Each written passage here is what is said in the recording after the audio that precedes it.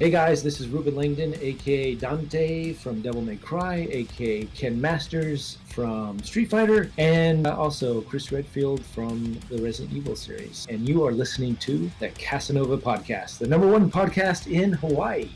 Jackpot.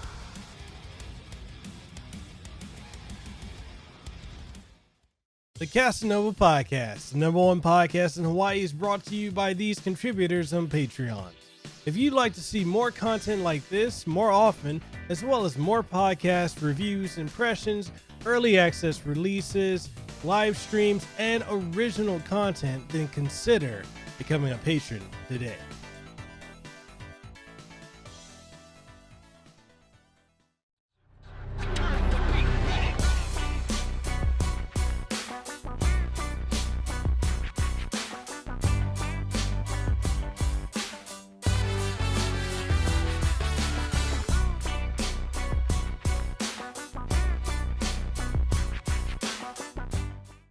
All right, and welcome everyone to another episode of Hawaii's #1 podcast, the Kasanova Podcast.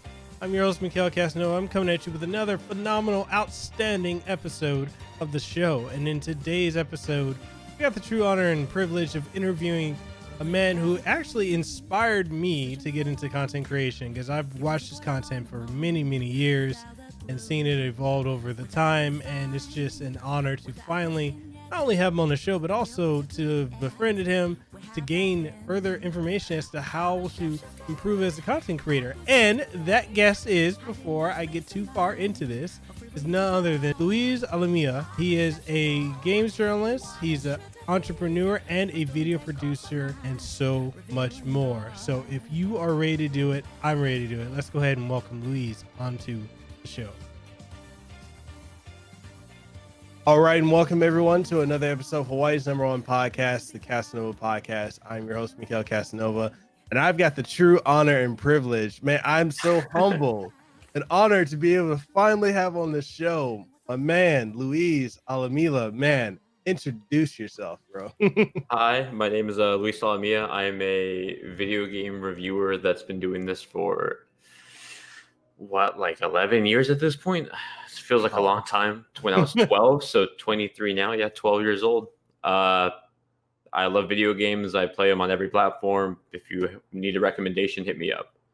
Awesome, man. Awesome. And tell people where they can find you. There, your social media outlets, any upcoming projects, or just plug everything, man. You can find me at youtube.com/LuisGBN. That's LuisGBN. And then my Instagram is also LuisGBN. And you can find all my socials on the Instagram bio too. Cool. And I'll leave all the links to all that down below in the description of the podcast and the video. And man, you've been doing this for how long? Over a decade? Bro, give us a background. Just tell us about yourself. Let's talk about it. I started in 12 years ago. That would have been late 2007-ish. I remember Mario Galaxy was coming out. Yeah. I was a tech YouTuber doing a lot of phone reviews, a lot of computer reviews, and then somewhere between 2013, 2014, I dropped off tech and got more into video games. I had always been playing video games nonstop pretty much my whole life, but I ended up switching topics, I guess, on YouTube. And so since 2014 and onward, so almost coming up on 5 to 6 years, I've been doing video game reviews on the channel I have now. And it's been a wild ride coming from nothing to where I'm at now. Wow. I mean, and you're definitely one of the most successful YouTubers out there, man. I constantly that much. Lies, bro. No, to be completely honest, man, you're over at so many different conventions, E3 and whatnot. It's inspiring, man. And for me, I've watched you over the years, and you're one of the reasons, and no bullshit, but being completely honest, you're one of the reasons I got into YouTube, just seeing, how you've changed over the years, how your craft has gotten better and better, and just that journey. It's inspiring, man. So I just want to thank you. That's what I'm saying. It's an honor to have you on the show. I really appreciate that, man. You don't really hear the comments like that too much, so always great to hear those. But what got you into being a content creator, and I would even go so far as to say as an entrepreneur as well. I guess in terms of content creation, it was just like I think it's what most younger kids say is like I was watching somebody online when I was younger, and I thought to myself I could probably do that. Mm-hmm. And so I mean back then I grabbed like I think it was my Flip HD, and then started making videos. And then from then I've just been moving on and on and on. But that's how the content creation started. And then as far as video games go, I mean, I've been into video games since like I was 3 years old. Mm-hmm. I had like an N64. I was born into having an N64 and the Super Nintendo. And I mean, I just played a little bit of everything growing up. I watched a lot of IGN as a kid. So if you want like specifically when I started watching like IGN stuff, I was there when the Nintendo team was Audrey, Drake, and Rich. So wow, that was like the Wii era, I think. Yeah. Yeah, so it was a long time ago. I think they both work at Nintendo now. So completely different team now. Awesome, man. Awesome. And what has been your experience being a content creator? Like, what are some of the ups and some of the downs and the in between? I think I mean everyone starts off at 0. So for anyone that's like, oh man, I don't have that many subscribers or I don't have that many viewers, we all start at 0. And then it's kind of like an uphill battle for everybody there. Some get over the hill faster than others, but everyone has to deal with that hill at some point. Yeah, I think it's just like finding what you want to do online, how you want to do it. And even then, like you can be on like year 10, you can completely change how you end up making content. But I mean, as far as the ups and downs is like, I know the struggle of starting a channel. You're like, I want to do videos on this and that, but I'm broke and I just want to like make content, but it's hard to make content. I have to find a camera. I think it's much more approachable now where everyone has a phone, and then like that means everybody has a camera. And so just filming a video of you talking about your opinion isn't that difficult as much as it was like in 2006-7 when YouTube was first starting out. You had to find a dedicated camera to film anything. I mean, at that point, it was 2007. The iPhone came out, and it didn't take video. It was just like pictures only. Yeah. So completely different time. Isn't it crazy though? You think back to like then to now. And there's so many things. Like I remember, so like my first HD camera back then was a flip camera, and it didn't have autofocus. So I remember like trying to do close-up shots of like a game screen or something on like a DS or something, and in order to get that in focus, I had to get like a magnifying glass on the flip camera and like tie it together. It was really jank back then. Completely different time than what it is now. But I mean, as I feel like I've progressed a lot more since then. It's fun, I think, to see like where I started off. I was doing like iPhone and iPod Touch videos, and now I'm doing video games, and the landscape's completely changed. But I mean, it's interesting to see how people progress over time, because I used to watch a lot of tech YouTubers and a lot of video game people that are still doing it now, but they're completely different, or they've tackled like different topics since then. And it's like one of the things too that I think for a lot of people that, especially smaller content creators that may have just gotten into YouTube or content creation within the last year or two, and many that I've talked to are like, oh man, it's an uphill battle. I don't think I can grow. And I'm like, it takes time. Like sometimes you got to put in years, and maybe it takes years to find that niche that you have. Like for me, I just hit this year alone. I hit I want to say back in February or March, I hit 10,000 subscribers. Now I'm at 11,000, but that I've been on YouTube for like 3 years. Yeah, it takes time. It's a grind, and you transition from different content that you're making. I mean, I did reaction videos because I was thinking, oh, I'm gonna do that, and it's like, no, there's no skill in that. It's completely different than doing like because I've done tech reviews, I've done video game reviews, and that's kind of the niche I've settled in along with podcasting. And you're gonna change over time. And it's like you were saying, like a lot of the tech YouTubers are doing stuff way different than what they were doing before. And it's the natural evolution, I would say. Yeah, and I would say as far as like growth too, I think over time, like I feel like the step from 0 to 1,000 is a heavier step than saying like 10,000 to 20,000. Like you'll find that the more you grow, it's easier to pick up steam as like the ball starts to roll down. Just keep at it. It takes time. I mean, I've been on the site for I've been on this site longer than some kids that watch my videos, so that's like some perspective. But But I mean, like, it takes dedication and it takes endurance to keep at it. It's not going to happen in like a day. It's not going to happen like in a year sometimes. Yeah. And definitely for the audience that, they'll be watching and listening, like, don't be discouraged if you see like someone who has that one video that just blows up and they rapidly grow. Like, don't let that discourage you. Those are very one-off, very lucky instances. So it's not applicable to everybody. Yeah. So, like, how did you come about developing your style and the delivery for your content? Because you've got a very organic and original style, which, I don't really see a lot of people at all doing. And I just want to ask you, like, how did you develop that over the years? I've always been really receptive to the feedback of my audience. I think when I first started doing video game reviews, I just kind of wrote like really long form scripts of what I wanted to say. And they weren't that organized. It was essentially like, I guess, the notebook that I would write when I'm writing or I'm playing a game and I'm jotting notes down. And I just kind of formed that into an essay. And then over time, I was like, I want to organize this better so people can understand what I'm saying more. So then I introduced like categories. So if you watch my reviews now, I break it down into story, gameplay, visuals, audio, and then the wrap up at the end. And that's been streamlined over time, where I used to have like longer pauses between categories, and now it's like just very quick based because people really want to either get to the point or be able to. I find that a lot of people like to listen to reviews. Like, even though it's a video form content, they won't always like watch what's happening, but they'll have it playing in the background while they do something else. And I guess like another big change was when I first started doing reviews, I didn't give scores because I thought that scores kind of cheapened out. Like, people could easily skip to the very end and then see what the score was and just not watch why I gave it that score. But over time, a lot more people requested it, and I was like, okay, I'll edit it. But that was like a big change that happened, I think, like 2 or 3 years ago. But if anything, I would say just receptionist to, or being receptive to my audience and hearing what they have to say, and not trying to be stubborn with like, this is how I want to do it, this is how I'm going to do it.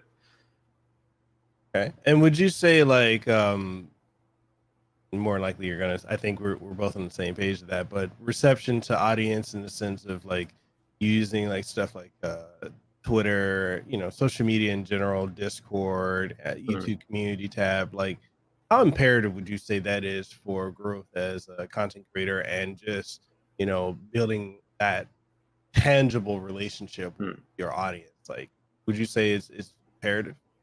Well, I think the audience to creator standpoint should be like a two-way streak. I know a lot of people that do content creation and will make a video and they'll stay on their video for like the first hour it's up, reply to comments, and then they'll call it a day. They'll move on to the next project and do the same thing. Something I try to do is if someone leaves a comment, I'll try my best to reply to it. And if it's something I can't really reply to, that doesn't, like, if someone says nice review, I'll try to reply back, thank you. But like after like 10, 20 nice review comments, I'm like, all right, it starts to feel disingenuous. I'm just going to start like hardening comments that give the same thing. But if someone leaves like a comment asking something specifically about something I mentioned in the review, or a question about the game, or just something like that's a bit more in depth than, hey, I like the review, I'll do my best to reply back at least like two sentences to like a paragraph. I think it goes a long way to show that, that you care about what they have to say about what your work is. And I make it a habit of trying to do that even on old videos, because there's like people that'll watch a review I made in 2015 or 16, and they'll comment stuff, like a question about it. And if I can remember whatever the question is, I'll try my best to answer it. But like, there's some things like, hey, how long did this game from 2015 take you to beat? And like something like that is like, I don't know. I don't remember. Or like, I have instances where like someone's like, hey, when you found this collectible, where was it? And it's like a platform I played like 4 years ago. And I'm like, I haven't played it since I reviewed it. So I'm sorry, man. But any other questions like, what do you think about this now, like 4 years later? I'll try my best to answer those questions, or the best I can. Sometimes it's always fun to see like people comment either something really nice or even something really mean on a very old video, and them not expecting a reply back because it's a 4-year-old video, and then still replying back, and then them reacting to that reply back. Those are always fun. But I think always replying to comments or doing your best to reply to both new or all new comments, even on old videos. It goes a long way towards creating a community. And then Discord's like another thing I recommend. My Discord server now is like a very close-knit community of just people that actively watch my videos and then just like to hang out with each other. And I think it's a really important thing to have as a content creator. Definitely. I mean, I was like, with my Discord, I'm actually on my second Discord group because the one I had initially had a lot of different had different people from like viewers to other content creators, and it kind of devolved because I didn't have any structure in my Discord group, so it devolved into content creators like spamming, "Oh, I'm live, here's a new video," yeah, blah blah. It's like and I got to a point where I got rid of that old Discord and I just started a new one, and I literally, the only people that I have been inviting in, like, it's open invite to anyone, but it seems like the people who legitimately come through, for every stream I do or listen to my podcast or actually watch my content, they come in and they kind of self-moderate too. And it's like, touching on what you were saying, like, it's very important. And, from my just going back to older video, I think one video I did, like one of my first videos from 2016, I still get comments on it like, "Oh, which 4K?" Because I did like a 4K TV comparison, and people still every holiday like hit me up about that. Like, "Oh, what do you think of this, this, and this?" And I comment like, "Oh, you should join my Discord." And boom, there they are. Then they're watching and questioning about other videos. And like you said, like some things, especially when it comes to games, I'm like, yeah, I think I can remember about that. I think, and it's kind of funny though when you really break it down, like with like what you and I do when we're reviewing games. We review so much at a time. Like, there's so many games that we're reviewing that I don't think a lot of people realize that when new games or new things pop up, we have to schedule that in to what we're doing. Yeah. I mean, I've had instances where people are like, "What did you review this month?" I'm like, "Dude, I don't know. I was like, I only know what I'm reviewing this week." And even then, like, I'll forget what I'm reviewing this week. And like, I forgot that. I think After Party's out this Friday, right? Yep. Yeah, I forgot that. I was like, I got to review Outer Worlds and Call of Duty, and I'll be chilling. I was like, "Oh wait, After Party's this week." But and that's the thing too, is like, I've been telling people that have been asking me like, you're a content creator full time, like you must have a lot of free time to do what you want. I'm like, no, I don't. No, it's a lot of time management, I would say. It's probably one of the skills we have to work on the most. Yeah.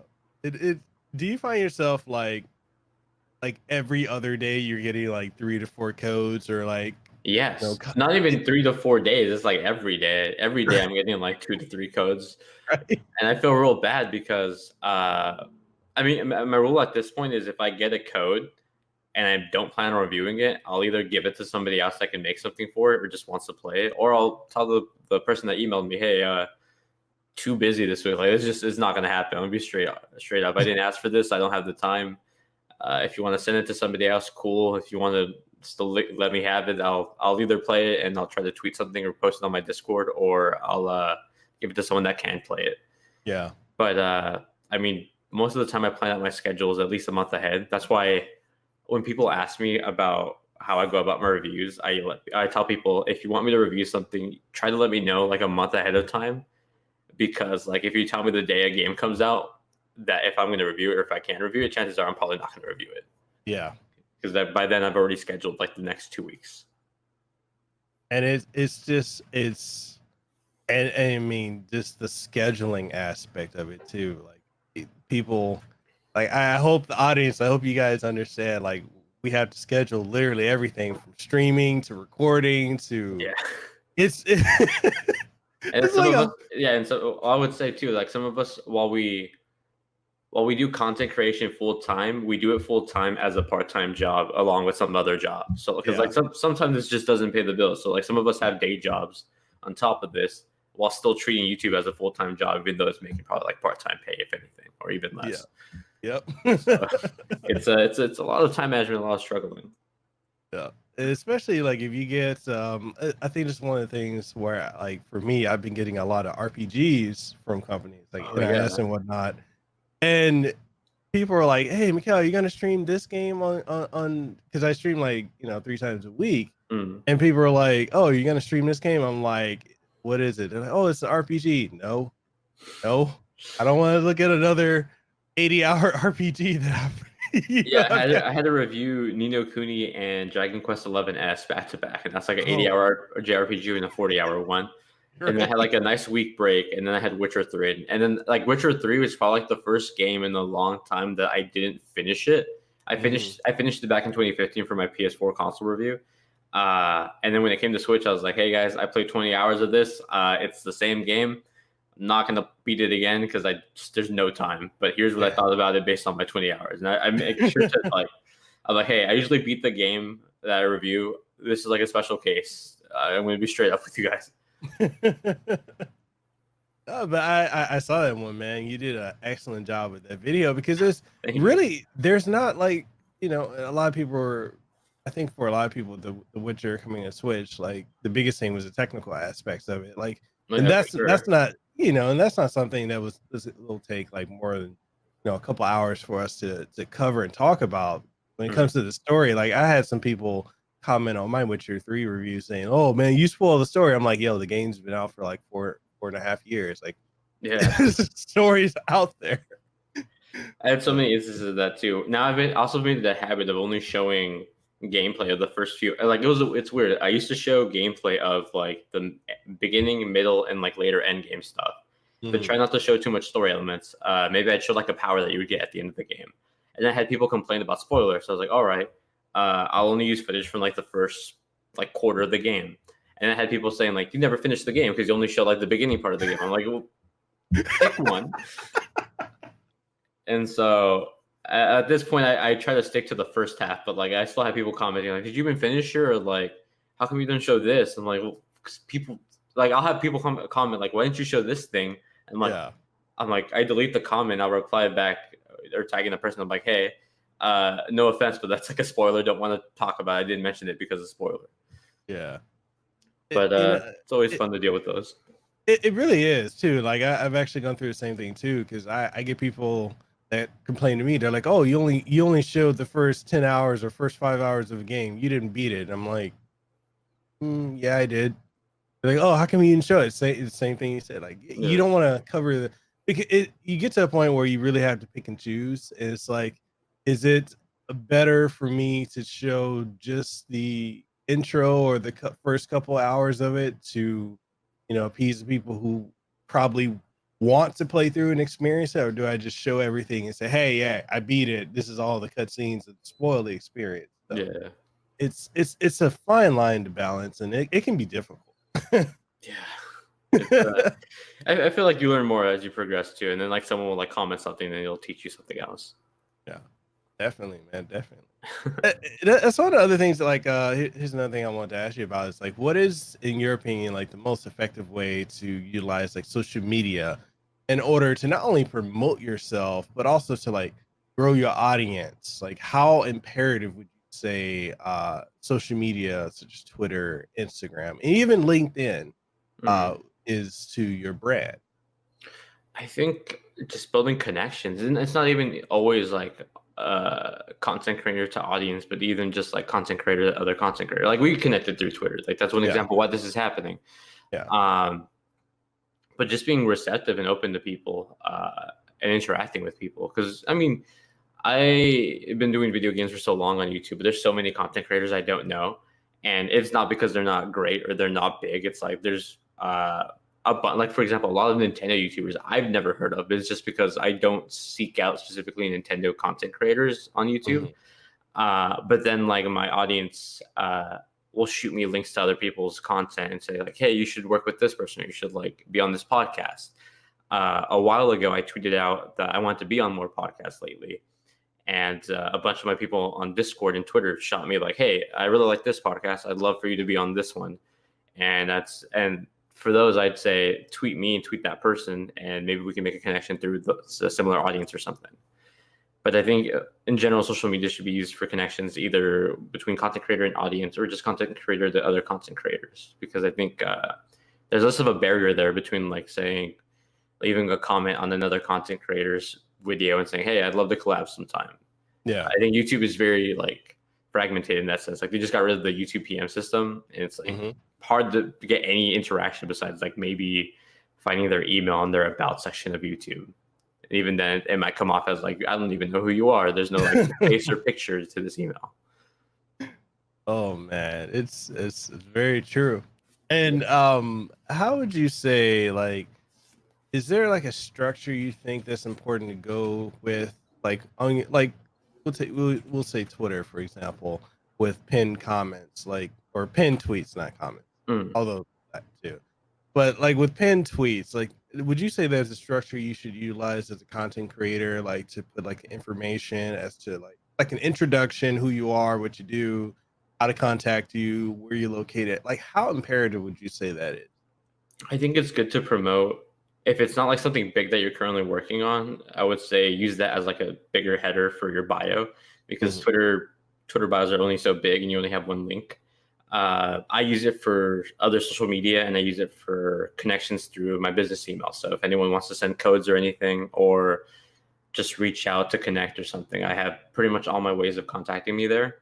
Like when I graduated university, Congratulations. yeah, thank you. Back in May, I tweeted out that like I just graduated. I've been doing video and content creation for this many years. If you're looking to connect for business or any reason, here's like my LinkedIn and here's my email. And that was up there for like a few months. And that brought some connections through LinkedIn, and actually like started LinkedIn just because of that.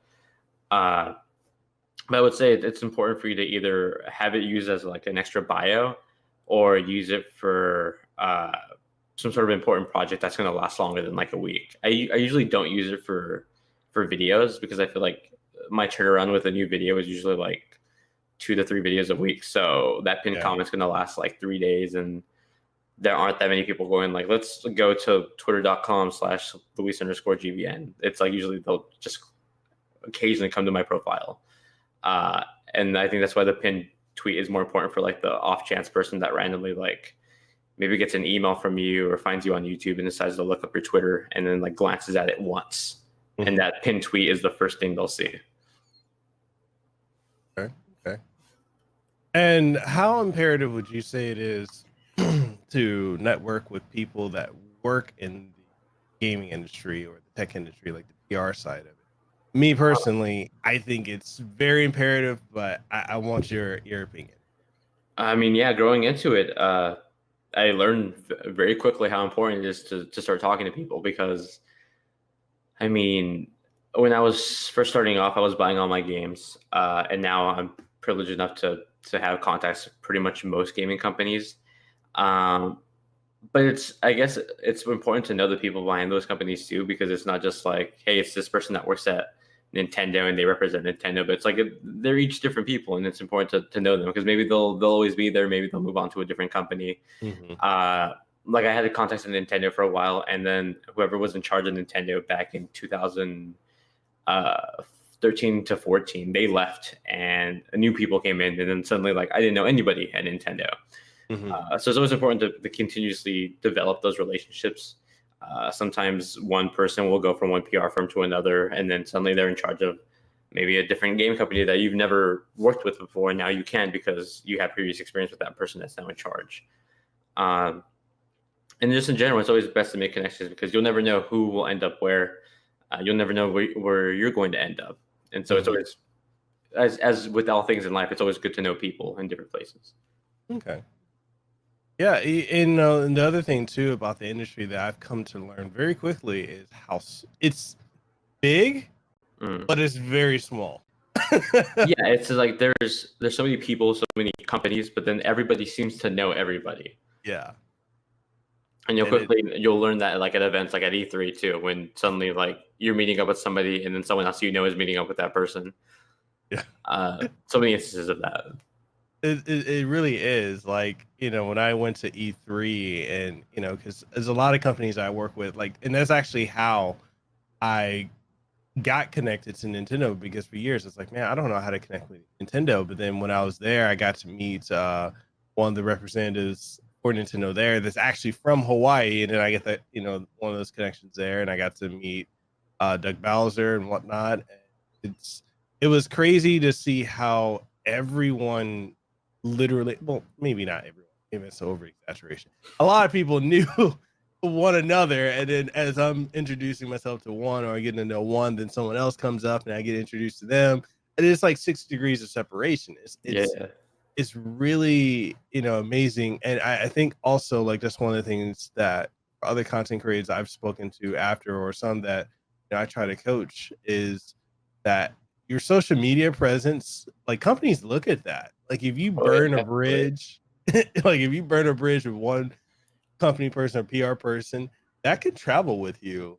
And it's hard to either sometimes you can't get rid of that at all. Yeah, I mean, if 2019, I think, is the most apparent year where your 2012 tweets will come back to bite you. Right. Even if, like, no matter how old you are at that point, it's like, just be careful what you say, or at least, like, keep that in mind. Yeah, definitely.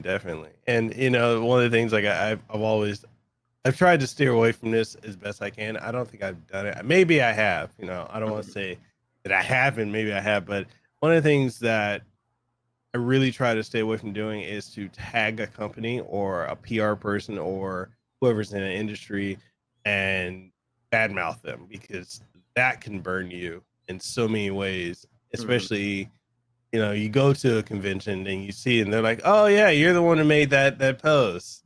Like, cause I saw some of that at E3. I was like, oh, like, not to me, but to someone I knew. I was like, all right, I'm going to step away. I'm going to step over to here. I don't know that person. Oh, you were just with them. Yeah. Confined spaces. Yeah. I mean, like, I have pretty close connections with Nintendo at this point, but, like, I'll occasionally disagree with things they do in their games or with their company. And it's not like, I know a bunch of people that work for the PR at Nintendo, and I'm not going to tweet them like, yo, how could you have let this happen to this game? Like, they just work there. They're just being told what to do. Like, it's not their fault. It's like, whatever. And then the same way with them. It's like, they know when you critique a game, they just happen to work for the company that made that game. It's not like a personal attack. It's just your thoughts on that game. Definitely. So that it leads me to ask, man, with everything that you're doing, from YouTube to Discord to traveling to social media to, graduating from college, like, how do you manage your time and everything you do? This is black coffee. I've been drinking this like the whole time we've been doing this interview. I got off my day job at 10:30, and I came home, I finished writing my Ringfit review. Finished writing that at 12. I arrived here at 12:01. When this ends, I'm probably gonna go film that review, edit it. That'll go live, and then I'll start working on Outer Worlds, I think, at that point. Wow. That is time management. Don't be lazy. Try to be on top of everything. And make sure you plan out everything, and then tell your girlfriends ahead of time that it's gonna be a busy month because it's video game month or video game holiday season at this point. Yeah, and it's that time management, man. It's so key. Like, do you have like you use your calendar app and just schedule everything in? Like, hey, at this time I'm gonna do this, or I have a notepad right here with a bunch of different release dates. I was like, where is it at? Hold on. Witcher 3 is done. Head in Time is done. Did the Stellar preview. All right. Call of Duty on October 25th. Outer Worlds 25th. After Party 25th. I have an embargo for something on the 29th. Luigi's Mansion on the 31st. Mario Sonic's like the first week of November. Lucky Still's the 8th. Death Stranding is the 8th. I have everything planned up until the second week of November right now, and we're filming this on the 23rd of October. Oh my goodness! And you have time for the gym? Like, how do you? Oh, that's what Ringfit comes in, man. But dude, that game, I thought I got that game on Thursday night, and I fully expected to be done with it. Sorry, that's like a garbage. No, that's fine. Fully expected to be done writing about it and everything by Monday. It is now Wednesday, and I'm barely finishing my writing on it. That game is weird, where it's like it doesn't feel like a long game, but it is a long game because it's limited by how freaking long your stamina is and how long you can stand the workouts. I got up to World 10 in about 6 days, about a week. They don't recommend you do more than one world a day, so I've been really toughing it out, trying to get as far as I could, pretty much. But it's a very lengthy game. They're very And you know that right there, like I've been very interested in the Ringfit, but I just haven't like. There's no one I know out here that's using it. So like in your experience, worth it or no? Um, I would say it's the best example of gamifying working out. Or like I was writing my conclusion right now in the review, but I said that I think games like Beat Saber have done a good job at not focusing on exercising, but making a game that happens to work out some part of your body. So with Beat Saber, it's your arms. I would say Ring Fit is the best example of a game that targets specifically both exercising and a game. And while I don't think you'll get a six-pack playing this game, it'll help you. It'll tone you up for sure. And if you diet along with it, I'm sure you can lose weight with it too. So I was testing it out this week, and I mean, I've been at the point where I lost enough weight where I don't really care too much about what I eat. I'm pretty much where I want to be at this point. But playing this Ring Fit thing, I've lost fat and gained muscle. So while I've maintained like the exact weight, I've like toned up playing this week. Wow. I let my roommate play it too. He played the first 3 levels, and I mean, he's not like unhealthy, but he's not like ripped either. And he definitely felt sore for like the next 2 days. So it's like it's enough to work someone out. Wow. I would say if you already go to the gym like 3 times a week and just do like an hour of gym workouts, I think if you play this for 3 to 4 hours a week, it's well worth it. Wow. Okay. So you just convinced me I need to go and buy that. I hit the gym 4 times a week, and like this right here, like I've been curious about it, but you're probably the only content creator that I know that I've been able to talk to that personally use it. A lot of people I know are like, I don't know, it looks gimmicky. I'm like, yeah, but Nintendo doesn't go into a gimmick, especially lately, without knowing, you know, it's going to be something successful. I mean, a lot of people made fun of Labo, and look how well that did. Yeah. What surprised me the most was like, I'm assuming when you do bicep curls, like you feel like after like a session with bicep curls, like you'll feel the bicep like be really toned up and firm. Yeah. I mean, Ring Fit is like pushing a ring inward and outward, and like that somehow got me to get like really firm bicep curls. Like I wasn't doing bicep curls, I was just doing overhead presses and front presses, but that was enough to like get me to feel toned up for that day. Wow. And that's like the most shocking thing too, because you would think like this is not gonna be too much resistance because there's just like there's no weight to it, but it's pretty good. It's essentially a Pilates ring if you've ever done Pilates. Oh, okay. You know, transitioning away from content creation and gaming, man. What are some interests that and things that you enjoy that fans may not be aware of that you'd like to share? What are some things that probably wouldn't be apparent just watching my reviews? I love to cook. If you follow me on Instagram, I tweet out or I post on my story a lot of things about me cooking. I think there's like a highlight thing there. A lot of my viewers on Instagram and on Discord have asked me to make a cooking channel, and I'm just way too lazy to do it. And I don't have the time for sure. But I love cooking. I took like a 1.5 years of cooking in high school. And what's another thing? I speak English, Spanish, and Japanese. Not a lot of people know that because I don't speak Spanish or Japanese in my videos. But I've been studying Japanese for about 2.5 years, and I grew up speaking Spanish. And a lot of people don't know I'm Hispanic. That really that goes over people's heads a lot. I've gotten like Caucasian, Persian, Asian, everything but Hispanic. It really trips people out. I don't know what it is. If it's like the round glasses, the beard, I have no idea. Initially, I thought you were either Puerto Rican or Dominican. Yeah. So every girl I've dated in the past 3 years has thought I was Asian and either Puerto Rican, Hispanic, or something else, but never like got their ethnicity correctly. It's like just a game at this point, or it's like it's a meme among my close friends. Their joke is like no one ever knows what I am, and I've gotten the comparison to Markiplier a lot for some reason. I don't see it at all. I don't see it at all. I'm like, because we both have a beard and round glasses. I don't see it, but I don't know. It comes up too often to the point where I'm just like, whatever, okay, I'll accept it. But I guess those are 2 interesting factors. I guess I speak other languages and I love to cook. Okay. Um, yeah, I don't get the Markiplier one, and that's new. I'll have to get you the tweet thing. I tweeted out like a side by side shot, and people were just like, "No way!" And it's like it's an ongoing meme at this point. I absolutely hate it. I absolutely hate it, but it keeps coming up at this point. So I'm just like, whatever. I'll accept it. I'll deal with it.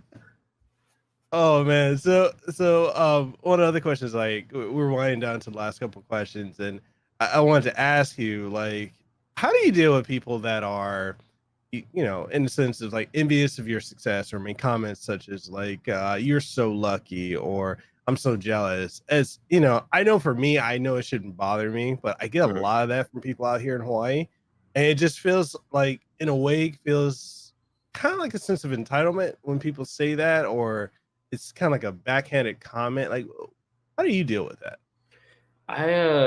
What I'll usually do is explain everything, because I think the impression that people have with YouTubers, especially video game reviewers, are like, "You're really lucky. You got this game for free, and I had to pay $60 for it," or like, "Oh, you all you do is play games. It's so easy." And it's like, no. Imagine you get like Red Dead Redemption 2 like 5 days before it comes out, and you have to beat that game by the day it comes out, and you have to write a paper on it, and then that paper has to be turned into a video, and that has to all be done by the time it comes out in those 5 days. And you're beating it, and you have to like take extensive notes because you have like a 1,000-word essay on it coming up.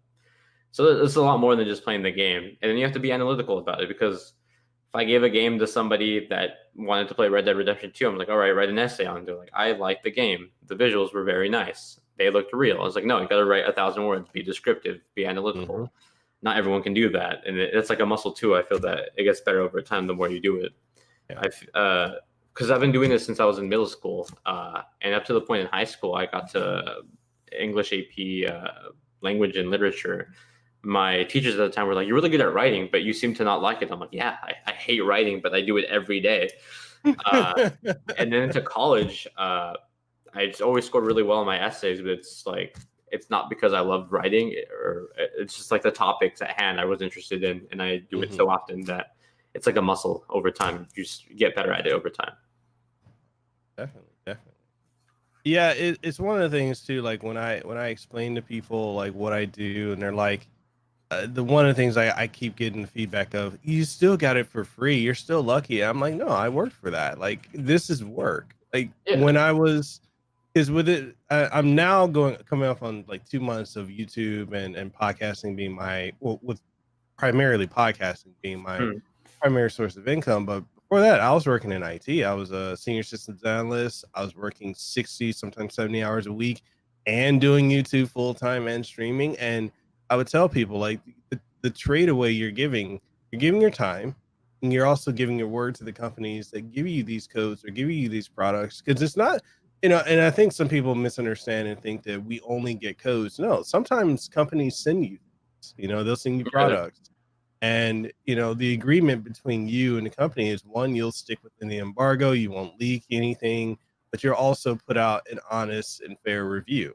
Sometimes they may have parameters of what they would like you to speak on, but, there's a sense of trust that you have to maintain with the company and with your audience as well. And when people assume that it's just, we're not doing anything, like it used to really rub me the wrong way. Now it's kind of like, okay, you're one of those. No, I agree. I mean, I started doing this when I was a kid. So when I was in high school, I mean, I didn't make money off YouTube until I was in college, or like a very late senior year of high school. And so up until that time, people were like, "Oh, you must be rich getting all these games." I'm like, well, no, they're coming in for free, but like, I'm not really making money off this. Like, I'm very still small, close knit. And then the amount of hours I put into this, like, if you worked at McDonald's and worked the hours I worked on YouTube, you'd be way richer than I am. I have free games, but like, you have way more money than I do. And that was like a thing that I struggled with my parents too, is because, I mean, growing up, I didn't have a job. I just did YouTube full time. I would like go to school, do my work, and then work on YouTube when I didn't work at school.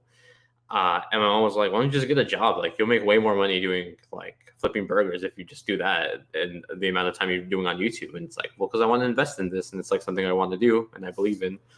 And then now that I'm in college and she sees like, I don't live with my parents anymore, but I've been out of there for 5 years, and she'll just see like things I post online. She's like, oh, you're in Japan, or you're like in LA doing this thing with Nintendo. It's like, that's really cool. It's like, that's because I stayed at home and then like worked on videos in my room for like 5 years. Right. It's all that effort finally paying off. Yeah, it's definitely a time investment.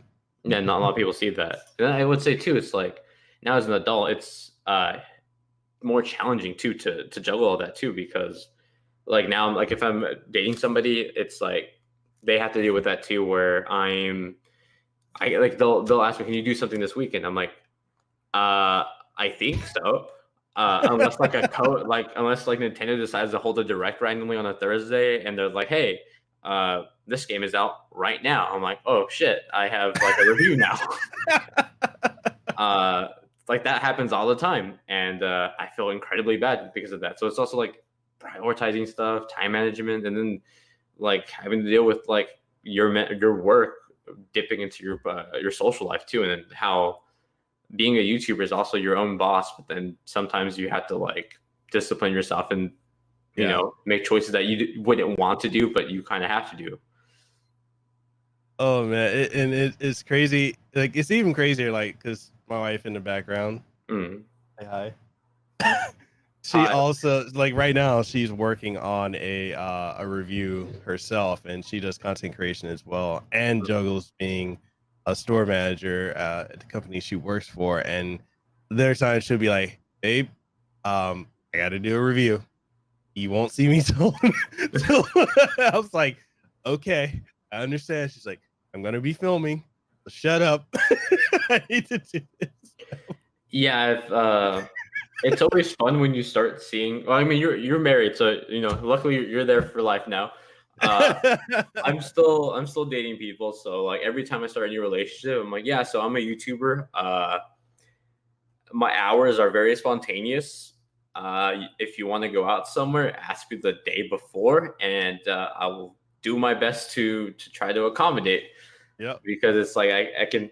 Because the biggest pet peeve is like when someone asks me, in 3 weeks, can you do this thing? I was like, dude, I don't know. Right. I might not even know the week of. Like, I'll know like probably 48 hours before if I can do something. And I always feel really bad when I tell that to people, because they're just like, well, like, aren't you the boss? I'm like, I mean, yeah, but I mean, I can't just take any day off because I don't want to do it. I mean, that's also just being an entrepreneur and being like a decent business person. Yeah. And it's, you know, the time management, a lot of people just don't understand. They don't. And, you know, one of the things I hear a lot of people say, oh, I want to be my own boss. And I'm like, are you sure about that? Yeah, I mean, like sometimes being your own boss means you're not going to sleep for a while. You're going to live off sandwiches for a bit. Like, right. It's tough sometimes. But I mean, it's an investment, it's a work effort, and hopefully the payoff comes sooner rather than later. Yeah. And you know, and the cool thing, like you're saying, how you get to go to Japan, or you're in LA, or going to all these different events, and you know that payoff, like all that work that you've done over the years, and you get to go to these events, so you're invited, like that right there, like that is one of the best parts there. You know, one of the best parts of the journey and the investment, and it just pays off, because who knows, maybe you might down the road you might be the next, you know, CEO of Nintendo. You never know with the connections and the direction that the industry is going. But it's a journey, and it can be stressful, but it's a fun journey overall. Yeah, I mean, like if anything, look at like the example I like to give is like IGN, because when I was watching IGN as a kid, the people working there were kids straight out of college, like Audrey, Drake, and Rich. Were on the Nintendo team. They were working there for a few years. Then they both got hired to be part of Nintendo Treehouse, and now like Audrey is demoing Breath of the Wild for the first time at E3 in front of a bunch of people at E3, and that's like something that started off because she wanted to write about games at IGN at one point. You'll never know where it's going to get. And then like for my personal example, what happened? I think 2 years ago, I was a junior in college, and I mean, go back to, I think when I was doing YouTube videos back then, I don't know what year it was, but it must have been like August 2017, around there. Late into the first year of the Switch. I was making videos. I had just started my junior year of college, and I signed a lease at this apartment. And then I get an email from IGN. They're looking for a new Nintendo editor, and they saw my videos. I don't know how they found them, but they found my videos, and they wanted me to interview for the position. And I'm like a kid in college, don't have a degree, out here in LA on my own, like scrapping by. And I'm just like, why me? It's weird. And that's just because I was doing YouTube videos from my bedroom since I was a kid, and that progressed over time, and that led to that. Didn't take the job or didn't interview because I had just signed a lease at this apartment and had junior year of college. But I mean, the invitation and the opportunity was like a big motivation boost, and I think that was apparent between back then in 2017 to now. Awesome. And have you ever had people like reach out to you for like help with, or to check out like their channels, or for help with their channel or their brand, or want you to work with them or anything like that? I'm sure you have. Yeah, I've had so many of those. On my Discord, we have a sub channel called Creativity or Creative, where I actively encourage people to share their work. Not like don't spam every time you go on the live stream, but if you spend like a bunch of hours making a video on whatever thing you want to do, or like a piece of art or a song, because we have music producers, artists, and just general video essay creators there. Nice. And they'll share, and it's like an active community of like small to mid-sized YouTubers just sharing their work and giving feedback to each other. And then what I really like is that it's a place where people seem to collaborate with each other. So like I had a music producer on my server make the music for a person's video essay who is also an artist. And so they did the thumbnail and then the album work for the music producer's soundtrack, or not soundtrack, mixtape on SoundCloud. So I really like seeing that integration too. And it's not just like they're coming to me for advice. I'll try to give the advice I can pertaining to YouTube in general. But I really like, more importantly, just having like my server be like a place where people can connect, not just with me, but other people that watch my content, and then they can help each other out too. Yeah. I think it helps people to know that there's other people trying to do the same thing in similar situations, whether it's the same category of content or a different one. And I think it's a big motivation booster to have like someone that you can talk to. It's like, hey, I'm making this video. I'm like, oh, cool. I'm making this song and I'm having trouble doing this. I need help with this. Or like, what do you think about this essay idea? Stuff like that. Just something to spitball back and forth. Okay. And winding down to the last three questions I have for you. I know you already went over that, you're covering Outer Worlds and Call of Duty and whatnot. But what are some other projects that you, barring any NDAs, and I completely understand if you have any of those in place, but what are some projects aside from those that you are allowed to share that you're working on? Well, for the time being, I'm doing a lot of video reviews every single week. And if you want to know what I'm working on, just look at whatever's coming out that week. Chances are I'm probably working on it. I really want to work on the Discord server more. That's something that is kind of just like I'm working on in the background that I don't actively advertise on my channel. It's like in the description of stuff, but I don't say like follow my Discord in the description. And I would say this podcast thing, I have always wanted to do a podcast, and I've done like a few episodes here and there, but nothing that I've actively continued on because it's a big time commitment.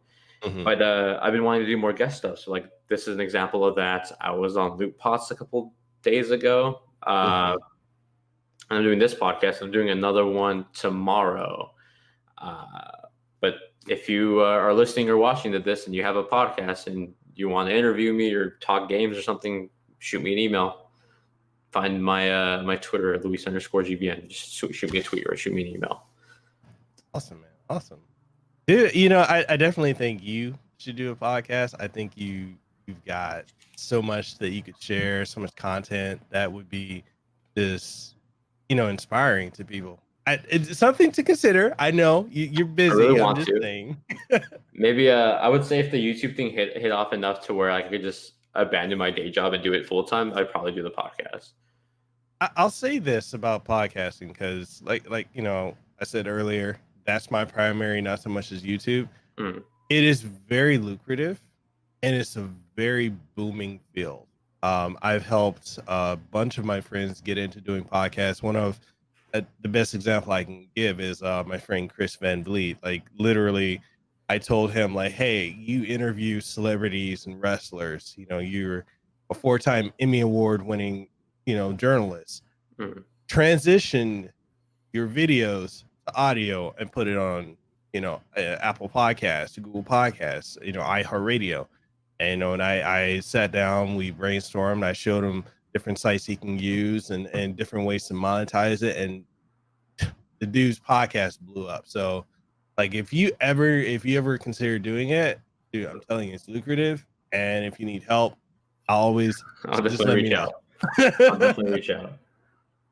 So dude, like what advice would you give to the fans of the audience that that would like to either get into being a game or tech content creator, or if they want to work with the the gaming industry or do the things that you're doing? I mean, I guess the first piece of advice is start. I feel like everyone's like, yeah, I'll eventually do it, and they just don't do it. Yeah. So start. It can be by making content, writing some notes down on what you think about a game while you're playing it, making those notes into like a long form tweet or thread, and then I don't know, like hashtag it right or tag the company. Here's like what I thought about your game or something. And just start making something, anything. Or try to interact with people. Like for me, there's plenty of people that play games and then are very analytical about them, but they don't make content. But they'll leave like very long form comments on my videos, and I'll interact with them because of that. And now I know that, like, even though they don't make videos, I know who they are. I know who they're. I know the name attached to the profile icon now. So just like be active anywhere regarding what you want to talk about, whether it's creating content or just interacting with other people's content. Just be known, essentially. Ooh. And dude, when are we gonna see you out here in Hawaii? My mom's been wanting me to go for so long. She's like, she nags me to go, take her. It's weird because she's like, I want to go for the beaches, but she doesn't know how to swim. So I'm like, okay. We'll see. I just saw flights from LA were like $200. That was very tempting. I'd love to go. They should put a con over there. They should put something over there for me to like have like a work reason to go. I'm very bad at taking vacations. Dude, I'm there's a big workaholic. There's the Qualcomm Summit every December on Maui. So maybe there's that. Look at some phones. Go look at some CPUs for phones. Yeah, Yeah, I'm like I'm eyeing a trip to Tokyo right now for March, and I'm like, if I go, I'll come back, and then Final Fantasy VII will come out. I'm like, I really want to take this trip, but like I should probably spend time at work. So it's always a struggle. I'll do my best. I definitely want to travel more. So if any companies are watching this and you like want to fly a boy from LA to somewhere, hit me up. Yeah, definitely, man. I mean, anytime if you ever come out here to Honolulu, if you need a place to stay, we have a 3-bedroom house. You can stay with us. Big Xbox One Xbox. I can definitely fit in there. Definitely, man. And it's a cool thing because so many people like from the industry, when they fly out here, they stay with us. I think it was so crazy when Ruben Langdon, Dante, he came out here. We got to work with him and Capcom earlier this year, and then like every time he comes out here, he's like, "Hey, Mekel." I'm like, "What?" He's like, "Need a place to stay." I'm like, "Dude, you got a key to my house. Just go here." I'll definitely reach out if I ever come by. I've been wanting to for a long time. Oddly enough, I've traveled to other countries, but in the United States alone, I've only traveled to within California, Seattle, and New York. That's about it. I have not traveled a lot within this country. Same way. Oh man. Okay, so I lied. I got one final question for you. Go for it, man. Did you have fun? I had a great time. I'd love to do this again. I don't know how many interviews you could ask of me, though. I feel like I've answered everything. But I had a great time. I love, like I said, this is why I want to do more podcasts. I love doing them so much. Oh man, definitely. We'd love to have you back on the show. I mean, anything. It doesn't even have to be an interview. You can just be, just talking about something or just literally anything. I mean, I don't really have a format, and well, I do, but I don't. Like, I have bullet point questions. Before I used to have specific questions, but I'm like, nah, I'm just go with the flow. Let's just go with it. Let's just, wherever the conversation goes, we'll go with it. But yeah, man, I'm glad you had a great time. Like I said, I'd love to have you back on the show. And go ahead. Got to get on it. Yeah, definitely, man. And next E3, or whatever next convention that we'll probably both be at. We need to link up, man. Yeah, I always have trouble doing that. There's a lot of friends that come to LA that want to meet up, and then like either appointments get in the way, or like they'll leave right before. They'll leave at the day of or the last day of E3. And I'm like, damn it! It's like now I'm done. Now you're gone. Oh man, but go ahead and tell people where they can find you again, man. You can find me at youtube.com/LuisGBN. That's LuisGBN. And if you want to find me on Twitter, it's Luis_GBN.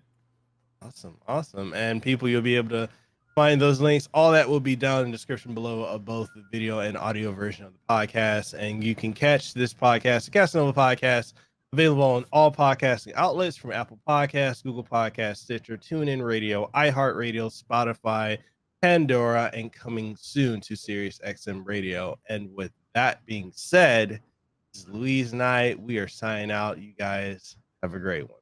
Have a good night, guys. Hey, did you enjoy this episode of the Kasanova Podcast? Well, I'm sure you did. And since you did, and you're wondering where else you can find it on every podcasting outlet. Yes, that includes Apple Podcasts, Google Podcasts, Stitcher, TuneIn Radio, iHeartRadio, Spotify, Launchpad DM by Podcast One, and so much more. And the only thing I ask of you is if you truly enjoyed it, even if you didn't enjoy it, please leave a rating and tell us what you thought of it, what you like, what you didn't like, and everything in between.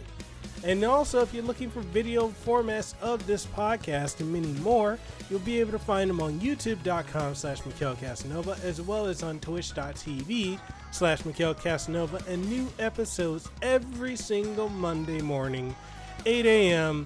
Eastern Standard Time. So, with that being said, this is Mekel Kasanova, Hawaii's favorite YouTuber. I am signing out. You guys have a great night.